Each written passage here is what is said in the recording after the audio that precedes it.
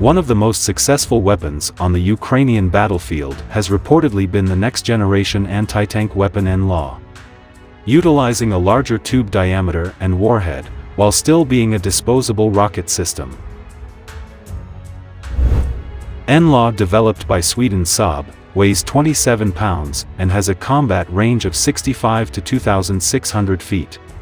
Saab claims NLAW can defeat any modern main battle tank. Each missile costs around $40,000, but that is nowhere near as expensive as the tanks they are fired at. The NLAW is a light shoulder-fired weapon with excellent portability. It shoots a surprisingly powerful 150mm high-explosive anti-tank missile.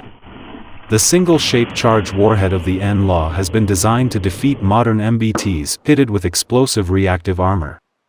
The NLAW can take out a tank or vehicle between 20 and 400 meters for moving targets, and up to 800 meters for stationary vehicles. Operators just have to look through the sight, line up the target, and hold for 3 to 5 seconds before firing. Then the predicted line of sight, inertial navigation and guidance system takes over and the rocket blasts out of the tube at 440 miles per hour. It is the only anti-tank missile in the world that has an inbuilt fire control computer that can track a moving vehicle and remain locked onto it, making a hit highly likely. Like the Javelin, the NLAW can target the top of a tank's turret where the armor is usually the weakest part. The NLAW is not designed to ever touch its target. The rocket flies above an enemy tank and detonates 1 meter above it, sending a powerful pressure wave down on the vehicle. While that might not sound very damaging for the tank, it's more than enough to pulp the crew inside. This approach allows the NLAW to target even vehicles that are completely hidden behind the cover. According to reports in the field, it seems to be working quite well against Russian tanks. They do have one drawback, however, and that is that they are one shot, one kill. Once the missile has left the weapon, the tube is disposable. An estimated 64 main battle tanks and 37 armored fighting vehicles have been destroyed by a range of weapons, but in particular British-supplied modern anti-tank weapons.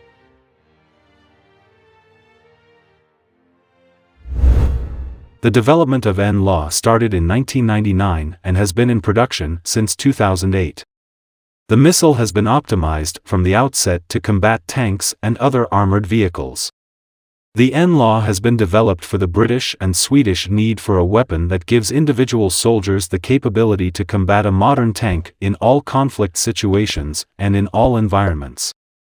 The weapon is used by the majority of forces throughout the Swedish and British armies, and thereby constitutes an anti-tank complement to the existing light and crew-operated medium-range systems. The United States and its Western allies have sent thousands of Javelin anti-tank missiles and other assets to Ukraine in an effort to fortify these kinds of defenses. The NLAW is but one of many anti-tank weapons used in the conflict. Numerous different types of anti-tank weapons have been handed to Kiev, including javelins and next-generation light anti-tank weapons, 84mm Carl Gustav recoilless rifle, Panzerfaust 3 light anti-tank weapon, miscellaneous anti-tank weapons. Have they made a difference in Ukraine? Although hard facts are difficult to confirm in such a fluid situation, it appears the supply of anti-tank weapons to Ukraine has caused significant damage to the Russian advance. Numerous videos of the targeted missiles being shot at Russian armor have appeared on social media. Even more pictures of destroyed tanks have circulated around the internet. Russia has the largest number of tanks in the world, although many of these are fairly old Soviet models. Ukraine claims to have destroyed 465 heavy vehicles, tanks, armored fighting vehicles, infantry fighting vehicles, armored personnel carriers, since the start of fighting. The NLAW is hailed as an extremely easy weapon to learn, taking barely an hour to master, giving a single soldier the ability to take out a main battle tank from up to 800 meters away.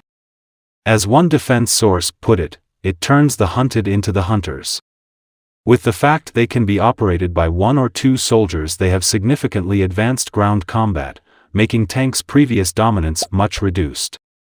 The NLAW has many combat advantages, and infantry units do not have to change tactics that much. Regular Army Ukrainian soldiers can hide in bunkers, trenches, or in buildings to allow unsuspecting Russian tanks to enter a kill zone where they will catch fire from the anti-tank weapon. Many soldiers will likely opt to shoot from atop buildings or a better downward angle against Russian armored vehicles. Another advantage is that their ease of use can be taught to less experienced reserve territorial defense fighters.